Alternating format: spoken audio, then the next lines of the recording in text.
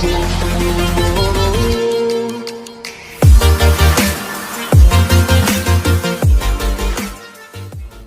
ರೈತರು, ಯಾರ್ಯಾರು ಈ ವಿಡಿಯೋ ನೋಡ್ತಾ ಇದ್ದೀರೋ ಅವರಿಗೆಲ್ಲ ನನ್ನ ನಮಸ್ಕಾರ. ನಾನು ನಿನ್ನೆ ಒಂದು ಪೋಲಿಂಗನ್ನು ಇಟ್ಟಿದ್ದೆ. ಸೊ ಕಡಿಮೆ ಖರ್ಚಿನಲ್ಲಿ ಕೋಳಿ ಮೊಟ್ಟೆ ಮರಿ ಮಾಡಿಸುವ ಯಂತ್ರ ಅಂದರೆ ಎಗ್ ಇನ್ಕ್ಯುಬೇಟರ್ ಮಾಡುವ ವಿಡಿಯೋ ಬೇಕಾ ಅಂದ್ಬಿಟ್ಟು. ಸೊ ಅದಕ್ಕೆ 85% ಜನ ಏನಾಗಿದ್ದಾರೆ ಬೇಕು ವಿಡಿಯೋ ಅಂತ ಕೇಳಿದ್ದಾರೆ. ಇನ್ನು 15% ಜನ ಏನು ಬೇಡ ಅಂತ ಕೇಳಿದ್ದಾರೆ. ಸೊ ಈ ವಿಡಿಯೋ ನಾನು ಹೇಳ್ತಿದ್ದೀನಲ್ಲ, ಈ ಎಗ್ ಇನ್ಕ್ಯುಬೇಟರ್ ನಾನು 400 ರೂಪಾಯಿಗೆ ಖರ್ಚಿಂದ ಮಾಡಿದ್ದೇನೆ. ಸೊ ಇದು ನೀವು ಮಾಡಬೇಕಾದ್ರೆ 500 ರೂಪಾಯಿ ಖರ್ಚು ಬೀಳ್ಬೋದು. ಯಾಕಂತಂದರೆ ನಾನು ಹಳೇದು ಹೋಮ್ ಥಿಯೇಟರ್ ಬಾಕ್ಸ್ ಇದೆಯಲ್ಲ, ಅದು ಸ್ಪೀಕರ್ ಬಾಕ್ಸು, ಆ ಸ್ಪೀಕರ್ ಬಾಕ್ಸ್ ಬಳಸ್ಬಿಟ್ಟು ಮಾಡಿದ್ದೀನಿ. ಸೊ ಎಲ್ಲರ ಹತ್ರ ಆ ಬಾಕ್ಸ್ ಇರಲ್ಲ, ಅಕಸ್ಮಾತ್ ಇದ್ದರೆ ನೀವು ಬಿಸಾಕ್ಬಿಟ್ಟಿರ್ತೀರ. ಸೊ ಇದನ್ನ ನಾನು ಉಪಯೋಗಿಸ್ಕೊಂಡು ಮಾಡಿದ್ದೀನಿ. ನಿಮಗೆ 100 ರೂಪಾಯಿ ಬೀಳ್ಬೋದು. ಏನಂತಂದರೆ ಥರ್ಮೋಕೋಲ್ ಶೀಟ್ಗೆ ಮತ್ತು ಒಂದು ಕಾಟನ್ ಬಾಕ್ಸ್ಗೆ 100 ರೂಪಾಯಿ ಚಾರ್ಜ್ ಆಗ್ಬೋದು. ಸೊ ಇದನ್ನು ನೀವು ಬಳಸಿ ಮಾಡಿದ್ರೆ ನಿಮ್ಗೆ 500 ರೂಪಾಯಿ ಖರ್ಚು ಬೀಳುತ್ತೆ. ಸೊ ಮತ್ತು ಈ ಎಗ್ ಇನ್ಕ್ಯುಬೇಟರ್ ಅನ್ನೋದು ಎಲ್ಲರಿಗೂ ಯೂಸ್ ಆಗಲ್ಲ. ಯಾರು ಸಿಟಿ ಸೈಡ್ ಇರ್ತಾರೋ, ಅಂದರೆ 24 ಅವರ್ಸ್ ಕರೆಂಟು ಯಾರ ಮನೇಲಿ ಇರುತ್ತೋ ಅವ್ರಿಗೆ ಮಾತ್ರ ಇದು ಯೂಸ್ ಆಗುತ್ತೆ. ಇನ್ನು ಯಾಕಂದರೆ ಇದಕ್ಕೆ 24 ಅವರ್ಸ್ ಕರೆಂಟ್ ಇರಬೇಕು. ಮತ್ತು ಇದು ಏನಕ್ಕೆ ಎಗ್ ಇನ್ಕ್ಯುಬೇಟರ್ ಬೇಕು ಅಂತಂದರೆ, ನಾಟಿ ಕೋಳಿ ಇಟ್ಕೊಂಡು ಕಾವು ಕೊಟ್ಟು ಮರಿ ಮಾಡ್ತೀವಿ ಅಂತಂದರೆ ಅವ್ರಿಗೇನು ಈಗ ಎಗ್ ಇನ್ಕ್ಯುಬೇಟರ್ ಬೇಡ.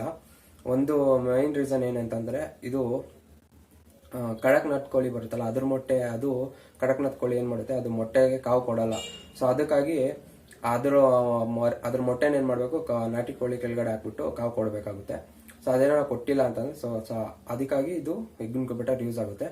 ಇನ್ನೊಂದು ಬಂದ್ಬಿಟ್ಟು, ಕೆಲವ್ರ ಮನೇಲೆಲ್ಲ ಪಕ್ಷಿಗಳು ಸಾಕಿರ್ತಾರೆ, ಈ ಲವ್ ಬರ್ಡ್ಸು ಎಲ್ಲ ಚಿಕ್ಕ ಚಿಕ್ಕ ಥರ, ಅವು ಮೊಟ್ಟೆಗಳನ್ನ ಇದ್ರಲ್ಲಿ ಹಾಕ್ಬಿಟ್ಟು ಕಾವು ಕೊಟ್ಟು ಮರಿ ಮಾಡಿಸ್ಬೋದು. ಎಗ್ ಇನ್ಕ್ಯುಬೇಟರ್ ಇದಕ್ಕೆ ಯೂಸ್ ಆಗುತ್ತೆ. ಸೊ ಮತ್ತು ಒಂದೇ ಸಲ 50-30 ಮೊಟ್ಟೆ ಈ ರೀತಿ ನಾವು ಏನಾದರೂ ಮಾಡ್ಬೇಕಂದ್ರೂ ಇದು ಎಗ್ ಇನ್ಕ್ಯುಬೇಟರ್ ಯೂಸ್ ಆಗುತ್ತೆ. ಸೊ ಈಗ ಎಗ್ ಇನ್ಕ್ಯುಬೇಟರ್ ಹೇಗೆ ಮಾಡೋದು ಅಂದ್ಬಿಟ್ಟು ನಾನು ತುಂಬ ವೆಬ್ಸೈಟು ಮತ್ತು ಯೂಟ್ಯೂಬಲ್ಲೆಲ್ಲ ಸರ್ಚ್ ಮಾಡಿ ಮತ್ತು ಕೆಲವು ಬುಕ್ಸ್ ಸಹ ಆನ್ಲೈನಲ್ಲಿ ಓದಿ ಇದನ್ನು ಮಾಡಿದ್ದೀನಿ. ಸೊ ನಿಮಗೆ ಅಮೆಝಾನಲ್ಲಿ ಈ ಬುಕ್ ಸಿಗುತ್ತೆ. ಈ ಬುಕ್ಕು ನಿಮಗೆ 300 ರೂಪಾಯಿಂದ 350 ರೂಪಾಯಿನ ಬೀಳುತ್ತೆ. ಮನೆಗೆ ತರಿಸ್ಕೊಂಡು ಓದ್ಕೋಬೋದು. ಅಥವಾ ಇವಾಗ ಫ್ರೀ ಬಿಟ್ಟಿದ್ದಾರೆ, ಅಂದರೆ ಅಲ್ಲೇ ಆನ್ಲೈನಲ್ಲೇ ಓದ್ಕೋಬೋದು, ಫ್ರೀಯಾಗಿ ಓದ್ಕೋಬೋದು. ಸೊ ಇದನ್ನ ಒಂದ್ಸಲಿ ಓದಿ ನೋಡಿ. ಈಗ ಫ್ರೀ ಇದೆ, ನೀವೆಲ್ಲರೂ ಓದಿ ನೋಡಿ. ತುಂಬ ಚೆನ್ನಾಗಿದೆ, ಯಾವ ರೀತಿ ಸೆಟ್ ಮಾಡೋದು, ಮತ್ತು ಹಳೆ ಫ್ರಿಜ್ಜಿಂದ ಯಾವ ರೀತಿ ನಾವು ಇನ್ಕ್ಯುಬೇಟರ್ ಮಾಡ್ಕೋಬೋದು ಎಲ್ಲ ಇದೆ. ಸೊ ಇದನ್ನು ಓದಿದ್ರೆ ನಿಮಗೆ ತುಂಬ ನೀಟಾಗಿ ಅರ್ಥ ಆಗುತ್ತೆ ಅಂತ ನಾನು ಅನ್ಕೊತಾ ಇದ್ದೀನಿ. ಇದನ್ನ ನಾನು ಮಾಡೋಕ್ಕೆ ಮೇನ್ ರೀಸನ್ ಏನಂತಂದರೆ, ನಾವು 2 ಸಲ ಕಾವು ಹಾಕಿದ್ವಿ. ಒಂದ್ಸಲ ಏನಾಯ್ತು ಅಂದರೆ, ಮೊಟ್ಟೆ ಏನಾಯಿತು, ಕೋಳಿ ಮೊಟ್ಟೆನ ಎಲ್ಲ ಕುಕ್ಬಿಟ್ಟು ಕುಡಿದ್ಬಿಟ್ಟು ಇದಾಯಿತು. ಸೊ ಆಗ ಕೋಳಿನ ಅದನ್ನು ಇರಿಸ್ಬೇಡಿ ಅಂದ್ಬಿಟ್ಟು ಎಲ್ಲ ಹೇಳ್ಬಿಟ್ಟು, ಸೊ ಅದೊಂದ್ಸಲಿ ಫೇಲ್ಯೂರ್ ಆಯಿತು. ಸೊ ನೆಕ್ಸ್ಟ್ ಟೈಮ್ ಏನಾಯಿತು ಅಂತಂದರೆ, ಕೋಳಿನ ನಾವು ಕಾವು ಹಾಕಿದ್ವಿ. ಸೊ ಅದು 10ರಿಂದ 11 ದಿನದವರೆಗೂ ಚೆನ್ನಾಗಿತ್ತು. 11-12ನೇ ದಿನ ಸೌಂಡ್ ಮಾಡಲಿಲ್ಲ. ಏನು ಅಂತ ತೆಗೆದು ನೋಡಿದ್ರೆ ಅದು ಅಲ್ಲೇ ಸತ್ತೋಗ್ಬಿಟ್ಟಿತ್ತು, ಮೊಟ್ಟೆ ಮೇಲೆ ಕಾವು ಕುತ್ಕೊಂಡು ಹಂಗೆ ಸತ್ತೋಗ್ಬಿಟ್ಟಿತ್ತು. ಸೊ ಹೀಗಾಗಿ 3ನೇ ಸಲ ನಾವು ಒಂದು ಬಾಕ್ಸ್ ಒಳಗಡೆ ಮೊಟ್ಟೆ ಹಾಕ್ಬಿಟ್ಟು ಒಂದು ಲೈಟ್ ಇಕ್ಬಿಟ್ಟು ಮಾಡಿದ್ವಿ. ಸೊ ಅದು ಲೈಟು ಜಾಸ್ತಿ ಹೀಟ್ ಆಗಿಬಿಟ್ಟು ಮೊಟ್ಟೆ ಎಲ್ಲ ಒಂದೇ ಕಡೆ ಗಟ್ಟಿ ಆಗಿಬಿಟ್ಟು ಅದು ಫೇಲ್ಯೂರ್ ಆಗೋಯ್ತು. ಆಮೇಲೆ ಯಾವ ರೀತಿ ಎಗ್ ಇನ್ಕ್ಯುಬೇಟರ್ ಮಾಡೋದು, ಕರೆಂಟಿಂದ ಯಾವ ರೀತಿ ಮರಿ ಮಾಡಿಸೋದು ಅಂತೆಲ್ಲ ಯೂಟ್ಯೂಬಲ್ಲಿ ವೆಬ್ಸೈಟಲ್ಲಿ ಎಲ್ಲ ಸರ್ಚ್ ಮಾಡಿ ಬುಕ್ಸ್ ಎಲ್ಲ ಓದಿ ಇದನ್ನು ಒಂದು ಎಗ್ ಇನ್ಕ್ಯುಬೇಟರ್ನ ತಯಾರು ಮಾಡಿದ್ವಿ. ಇದು ಎಗ್ ಇನ್ಕ್ಯುಬೇಟರ್ ನಾವು ಮಾಡಿರೋಂಥದ್ದು ನೋಡಿ. 12 ವೋಲ್ಟ್, ನಿಮಿಷ ಫೋಕಸ್ ಆಗುತ್ತೆ ನೋಡಿ. 12 ವೋಲ್ಟ್ ಚಾರ್ಜರ್ ಇದಾಗಿದೆ. ಇದು ಬಂದ್ಬಿಟ್ಟು ಲೈಟ್, ಇದು ಒಳಗಡೆ ಲೈಟ್ ಕೊಟ್ಟಿದ್ದೀವಲ್ಲ. ಸೊ ಇದು ಬಂದ್ಬಿಟ್ಟು ಮ್ಯಾನ್ಯುವಲ್ ಇನ್ಕ್ಯುಬೇಟರ್, ಅಂದರೆ ಮೊಟ್ಟೆಗಳನ್ನ ನಾವೇ ತಿರುಗಿಸ್ಕೋಬೇಕಾಗುತ್ತೆ. ಆಟೋಮೆಟಿಕ್ಕಾಗಿ ಮೊಟ್ಟೆ ಇದ್ದು ತಿರುಗಿಸ್ಕೊಳ್ಳೋದಿಲ್ಲ. ಸೊ ಈಗ ನಾನು ಇದನ್ನು ಕರೆಂಟ್ಗೆ ಕಲೆಕ್ಷನ್ ಕೊಡ್ತೀನಿ. ಒಂದು ನಿಮಿಷ ನೋಡಿ, ಅಲ್ಲಿ ಆನ್ ಆಯಿತು. ಮತ್ತು ಈಗ ನಾನು ಲೈಟ್ದು ಕೂಡ ಕೊಡ್ತಾ ಇದ್ದೀನಿ ನೋಡಿ. ಈಗ ಲೈಟ್ ಬಂದಿದೆ, ಇಲ್ಲಿ ಕಾಣಿಸ್ತಿದೆಯಲ್ಲ, ಇದು ಒಳಗಡೆ ಟೆಂಪರೇಚರ್ ಇರೋದು. ಒಳಗಡೆ ಏನು ಟೆಂಪರೇಚರ್ ಇದೆಯೋ ಅದು ಇಲ್ಲಿಗೆ ನಮಗೆ ಕಾಣಿಸ್ತಾ ಇದೆ. ಇದು ಒಳಗಡೆ ಅಂದರೆ ಕೋಳಿ ಕೆಳಗಡೆ ಏನು ಟೆಂಪರೇಚರ್ ಇರುತ್ತೋ ಆ ಟೆಂಪರೇಚರ್ನ ನಾವು ಥರ್ಮೋಸ್ಟಾಟ್ ಒಳಗಡೆ ಸೆಟ್ ಮಾಡಿದ್ವಿ. ಸೆಟ್ ಮಾಡೋದು ಹೇಗೆ ಅಂದ್ಬಿಟ್ಟು ನಾನು ನೆಕ್ಸ್ಟ್ ವೀಡಿಯೋದಲ್ಲಿ ಹಾಕ್ತೀನಿ. ಸೊ ಈಗ ಇದು ನೋಡಿ, ಈಗ ಒಳಗಡೆ ಟೆಂಪರೇಚರು ಎಲ್ಲ ರೈಸ್ ಆಗ್ತಾಯಿದೆ. ಸೊ ಇದು 38.8 ಅಥವಾ ಇನ್ನೂ ಜಾಸ್ತಿ ಆದರೆ ಆಫ್ ಆಗುತ್ತೆ ನೋಡಿ. ಆಫ್ ಆಯ್ತು ಈಗ. ಸೊ ಒಳಗಡೆ ಈಗ ಟೆಂಪರೇಚರು ಇಲ್ಲಿ ಕಾಣ್ತಿದೆಯಲ್ಲ, 39.5 ಟೆಂಪ್ರೇಚರ್ ಒಳಗಡೆ ಇದೆ. ಸೊ ಇದು ನಮಗೆ ಕೋಳಿ ಕೆಳಗಡೆ ಇರುವಂಥ ಟೆಂಪ್ರೇಚರ್, ಅಂದರೆ ಮೊಟ್ಟೆ ಒಂದು ಕಾವು ಕೊಡಬೇಕಾಗಿರೋ ಟೆಂಪ್ರೇಚರ್ ಇದಾಗಿರುತ್ತೆ. ಮತ್ತು ಇದು 37.7ಗಿಂತ ಕಡಿಮೆ ಆದರೆ ಸೊ ಇದೇನಾಗುತ್ತೆ, ಮತ್ತೆ ಲೈಟ್ ಅನ್ನೋದು ಆನ್ ಆಗುತ್ತೆ, ಆವಾಗ ಹೀಟ್ ಅನ್ನೋದು ಬಾಕ್ಸ್ ಒಳಗಡೆ ಆಗುತ್ತೆ. ಸೊ ಇದು ಮ್ಯಾನ್ಯುವಲ್ ಇನ್ಕ್ಯುಬೇಟರ್ ಆಗಿರುತ್ತೆ.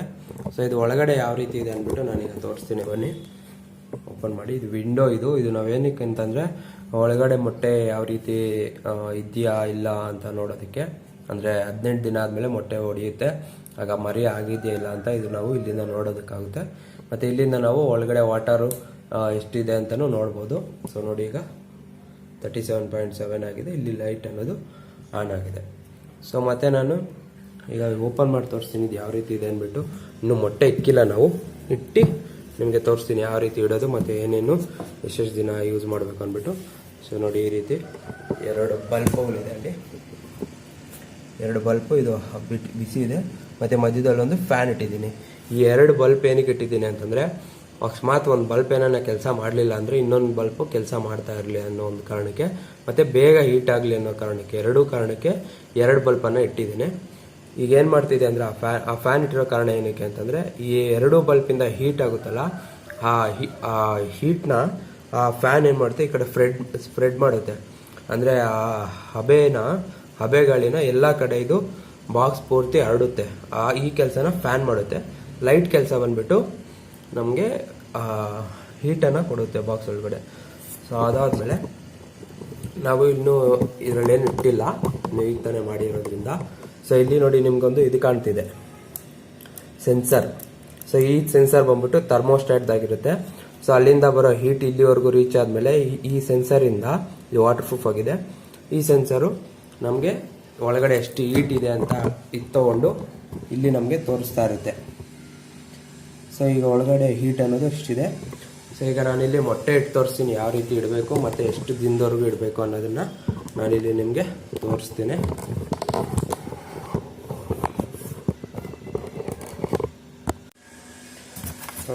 ಈ ರೀತಿ ನಾನು ಒಂದು ಇದು ಇಟ್ಕೊತಾ ಇದ್ದೀನಿ, ಕಾಟನ್ದು ರಟ್ಟು. ಇದೇನಕ್ಕೆ ಅಂತಂದರೆ, ಕಾಟನ್ ರಟ್ಟು ಮೊಟ್ಟೆ ನಮಗೆ ತಿರುಗಿಸೋವಾಗ ಹೆಲ್ಪ್ ಆಗುತ್ತೆ, ಅದಕ್ಕಾಗಿ. ಮತ್ತು ಎಲ್ಲ ತಿರುಗ್ದಿರೋ ಹಾಗೆ ನೀಟಾಗಿರುತ್ತೆ. ಸೊ ಒಂದು ರೊಟ್ಟಿ ಇಟ್ಕೊಂಡು, ಅದಾದಮೇಲೆ ನೋಡಿ, ಇಲ್ಲಿ ಮೊಟ್ಟೆ ಮೇಲೆ ಕಾಣುತ್ತೆ ಇಲ್ಲ ಗೊತ್ತಿಲ್ಲ, ಇಲ್ಲಿಟ್ಟ ಕಾಣುತ್ತೆ ನೋಡಿ, ಒಂದು ನಾವು ಈ ರೀತಿ ಮಾರ್ಕನ್ನು ಹಾಕ್ಕೊಂಡಿರ್ತೀವಿ. ಅದೇಂತಕ್ಕೆ ಅಂತಂದರೆ, ಮಾರ್ಕರ್ ತೊಗೊಂಡು ಒಂದು ಮಾರ್ಕ್ ಹಾಕ್ಕೋಬೇಕಾಗುತ್ತೆ. ಏನಕ್ಕೆ ಅಂದರೆ, ಇದನ್ನು ನಾವು ದಿನಕ್ಕೆ 3 ಬಾರಿ, ಅಂದರೆ 8 ಗಂಟೆಗೆ ಒಂದ್ಸಲಿ ಇದನ್ನು ನಾವು ಮೊಟ್ಟೆನ ತಿರುಗಿಸ್ಬೇಕಾಗುತ್ತೆ. ಕೋಳಿ ಕೆಳಗಡೆ ಆದರೆ ಕೋಳಿ ಅದೇ ತಿರುಗಿಸ್ಕೊಳ್ಳುತ್ತೆ. ಸೊ ನಾವೇ ತಿರುಗಿಸ್ಬೇಕಾಗುತ್ತೆ. ಸೊ ಈ ರೀತಿ ನಾವು ಮಾರ್ಕ್ ಮಾಡ್ಕೊಂಡಿದ್ರೆ ಬೆಳಗ್ಗೆ ಈ ರೀತಿ, ಮತ್ತು ಹೀಗೆ ತಿರುಗಿಸ್ಕೊತೀವಿ 8 ಗಂಟೆ ಆದಮೇಲೆ, ಮತ್ತು ಇನ್ನೊಂದು ರೀತಿ ಹೀಗೆ ತಿರ್ಸ್ಕೊತೀವಿ ಅದು ಮೇಲೆ ಬರೋ ರೀತಿ. ಸೊ ಈ ರೀತಿ ಎಲ್ಲ ಮೊಟ್ಟೆಗಳಿಗೂ ನಾವು ಮಾರ್ಕನ್ನು ಮಾಡಿಕೊಂಡು ಇಟ್ಕೋಬೇಕಾಗುತ್ತೆ. ನಾವು ಎಷ್ಟು ಮೊಟ್ಟೆ ಇಡ್ತೀವೋ ಅಷ್ಟು ಮೊಟ್ಟೆಗಳನ್ನ ಮಾರ್ಕ್ ಮಾಡಿ ಇಟ್ಕೋಬೇಕು. ಎಲ್ಲ ಮಾರ್ಕ್ ಮಾಡಿರೋದನ್ನು ಮೇಲುಗಡೆ ಹಿಂಗೆ ಬರೋ ರೀತಿ ನಾವು ಮಾಡ್ಕೋಬೇಕಾಗುತ್ತೆ. ಆಮೇಲೆ ನಾವು ಇದನ್ನು 8 ಗಂಟೆಗೆ ಒಂದ್ಸಲಿ ದಿನಕ್ಕೆ 3 ಬಾರಿ ನಾವು ತಿರುಗಿಸ್ಬೇಕಾಗುತ್ತೆ. ಓಕೆನಾ.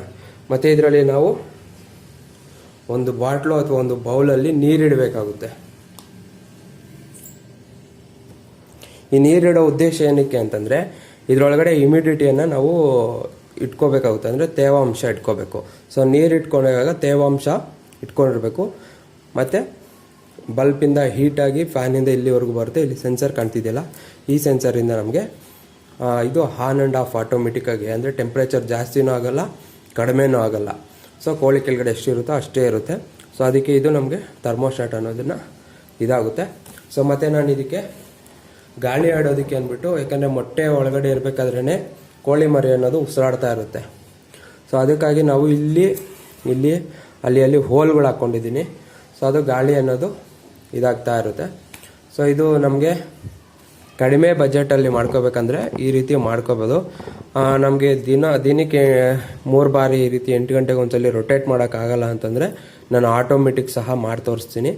ಅದು ಮುಂದಿನ ವೀಡಿಯೋದಲ್ಲಿ ನಾನು ಹಾಕ್ತೀನಿ. ಇದಕ್ಕೆ ಆಟೋಮೆಟಿಕ್ ಫಿಟ್ ಮಾಡಿ ತೋರಿಸ್ತೇನೆ ಅದು ಯಾವ ರೀತಿ ಮಾಡೋದು ಅಂದ್ಬಿಟ್ಟು. ಸೊ ಈ ರೀತಿ ನಾವು ಮೊಟ್ಟೆಗಳನ್ನ ಇಟ್ಟಾದಮೇಲೆ ನಾವು ಈ ಬಾಕ್ಸ್ ನಾನು ಅದನ್ನು ಮುಚ್ಚಬೇಕಾಗುತ್ತೆ.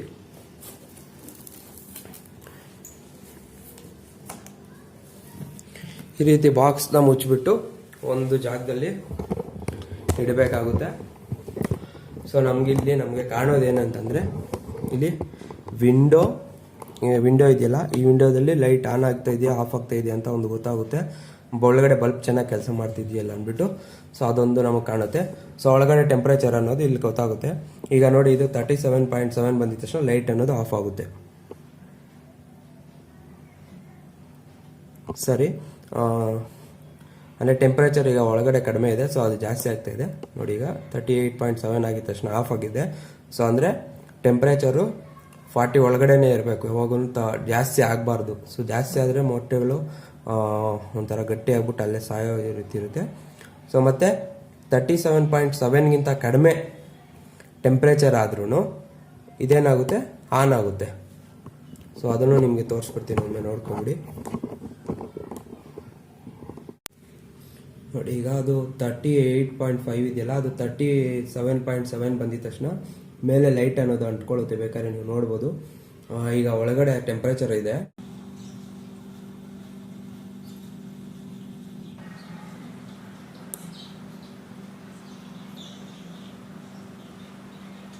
ನೋಡಿ, ಈಗ ಆನ್ ಆಯಿತು. ಸೊ ಈ ವಿಡಿಯೋ ನಿಮ್ಗೆ ಇಷ್ಟ ಆದರೆ ಶೇರ್ ಮಾಡಿ ಮತ್ತು ಲೈಕ್ ಮಾಡಿ. ಮತ್ತು ಇನ್ನೇನಾದರೂ ಡೌಟ್ಸ್ ಇದ್ದರೆ ಕೆಳಗಡೆ ಕಾಮೆಂಟ್ ಮಾಡಿ. ನಾನು ನೆಕ್ಸ್ಟ್ ವೀಡಿಯೋದಲ್ಲೆಲ್ಲ ರಿಪ್ಲೈ ಮಾಡ್ತೀನಿ. ಸೊ ಈ ವಿಡಿಯೋ ಇಷ್ಟೇ.